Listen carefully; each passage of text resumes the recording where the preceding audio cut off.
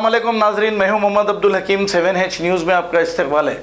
Charminar bus stop के पास पंच मोहल्ला जो है, यहां पर आस्ताने हजरत पीर जी की जानिब से गरीबों को खाना खिलाया गया है। इनका नंबर 9848297712 है। आइए देखते हैं ये रिपोर्ट।